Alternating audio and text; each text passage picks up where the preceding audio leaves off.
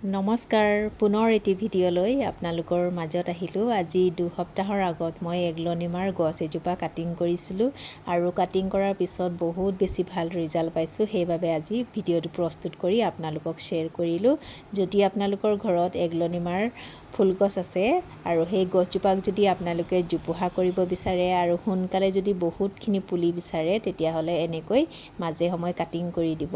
আৰু এয়া চাওক, মই 2 সপ্তাহৰ আগত কাটিং কৰিছিলোঁ আৰু বহুত ভাল ৰিজাল্ট পাইছোঁ। এয়া চাইডে চাইডে বহুতখিনি ডাল ওলাই গ'ল, লগতে পুলিও ওলাইছে এয়া।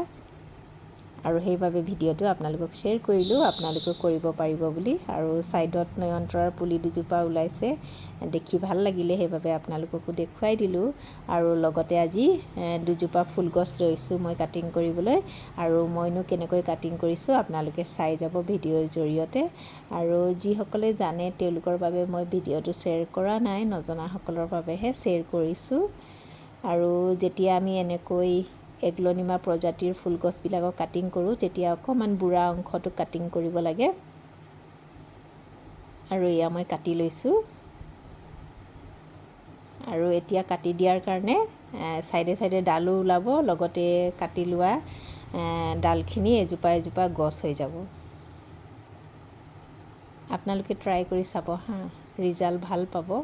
আৰু ময়ো পাইছোঁ ন আগতে, সেইবাবে আপোনালোকক ভিডিঅ'টো শ্বেয়াৰ কৰিছোঁ। আৰু কাটিং কৰি যিবিলাক কাটিং কৰাৰ পিছত যিবিলাক গছ আমি ৰুওঁ, সেইবিলাক ৰোৱাৰ সময়ত ডাঙৰ টাব বা ডাঙৰ পটৰ ব্যৱহাৰ নকৰিব। সদায় সৰু পট নহ'লে ডিছপ'জেল কাপ ব্যৱহাৰ কৰিব, নহ'লে পানী বটলবিলাক ব্যৱহাৰ কৰিব পাৰে আপোনালোকে। কাৰণ যদি আমি নতুন গছ এজোপা ডাল এজোপা যদি ডাঙৰ টাবত যদি আমি ৰুই দিওঁ তেতিয়াহ'লে গছজোপা মানে জীয়াটো অকণমান কঠিন হৈ যায়। কেতিয়াবা জীয়াই কিন্তু কেতিয়াবা নিজীয়াই। গতিকে আমি যেতিয়াই কাটিং কৰোঁ বা নতুন ফুলগছ এজোপা আনো, অনাৰ পিছত লগালগ ডাঙৰ টাবত ৰুই দিব নালাগে, সদায় সৰু টাবত ৰুব লাগে। মানে ফুলগছ এজোপাক আমি 3 বাৰ মানে ট্ৰান্সফাৰ কৰিব লাগে, তেতিয়াহে ফুলগছজোপা ধুনীয়া হয়। এয়া মই পানী বটল ব্যৱহাৰ কৰিছোঁ। আৰু মই যেতিয়াই পানী বটলবিলাক পাওঁ তেতিয়া পেলাই নিদিওঁ, মই থৈ দিওঁ। এয়া চাওক, মই এনেকৈ ৰুই দিছোঁ। এনেকুৱা সৰু সৰু যতনত যদি আমি ৰুওঁ তেতিয়া ফুলগছজোপা মানে টাইটকৈ মাটিটোক ধৰি ল'বলৈ পাৰে। আৰু যেতিয়া আমি পানী ঢালোঁ বা পানী দিওঁ তেতিয়া মানে গছজোপা লৰচৰ নহয়, এঠাইতে মানে টাইটকৈ ধৰি ৰাখে। আৰু তেতিয়াই পানী দিয়াৰ সময়ত বতাহটো মানে তলত লাগি নাযায়।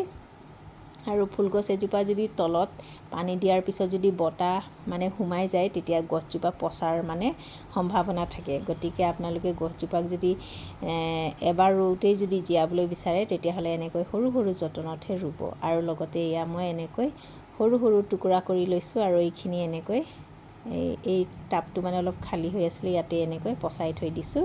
আৰু এয়াও 2-3 সপ্তাহৰ পিছত পুলি ওলাই যাব। আৰু এয়া ৰোৱা হৈ গ'ল, লাষ্টটো আপোনালোকক দেখুৱাই দিলোঁ। আৰু আপোনালোকেও এনেকৈ কাটিঙৰ জৰিয়তে এজোপা এজোপা গছ পুলি আপোনালোকে কৰিব পাৰিব। আৰু ভিডিঅ'টো চাই কেনেকুৱা পালে আপোনালোকে জনাব কমেণ্ট বক্সত। আজিলৈ আহোঁ, বাই।